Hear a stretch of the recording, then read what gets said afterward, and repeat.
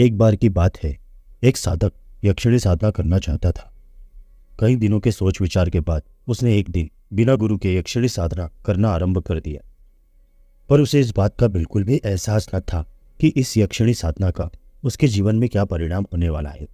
तंत्र शास्त्र कहता है यक्षिणी साधना में किसी एक यक्षिणी के स्वरूप का ध्यान करके ही साधना आरंभ करना चाहिए।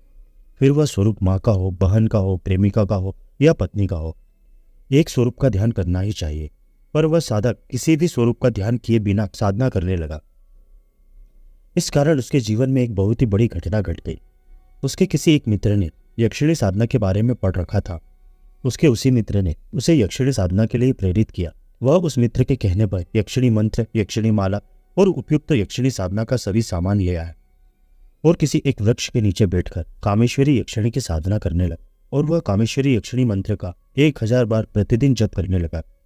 अब तक साधना में उसे 20 दिन गुजर चुके थे, पर यक्षिणी अभी तक उसके सामने प्रकट नहीं हुई थी। 21वें दिन उसकी साधना का बहुत ही महत्वपूर्ण दिन था। उस दिन वह यक्षिणी प्रकट होने वाली थी।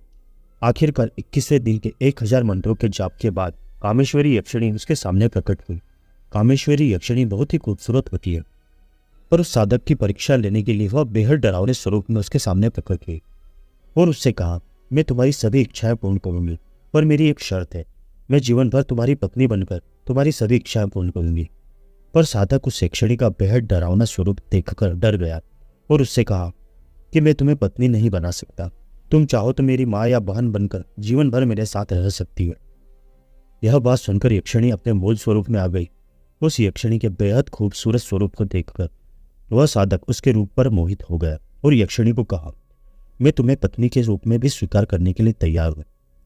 यह बात सुनकर वह यक्षिणी बहुत क्रोधित हो गई और कहा, जब मैं तुम्हारे सामने मेरे मूल स्वरूप में नहीं आई थी, जब तुम मुझे पत्नी बनाने के लिए तैयार न थे, और अब मेरे इस स्वरूप को देखकर मुझे पत्नी के रूप में स्वीकार करने के लिए तैयार हो, तुम बड़े स्वार्थी हो। इसी कारण अब तुम्हें जीवन भर पत्नी सुख कभी नहीं मिल पाएगा और जीवन भर तुम नपुंसक बनकर रहोगे और किसी भी स्त्री से पत्नी सुख नहीं ले पाओगे। यह कहकर यक्षिणी अदृश्य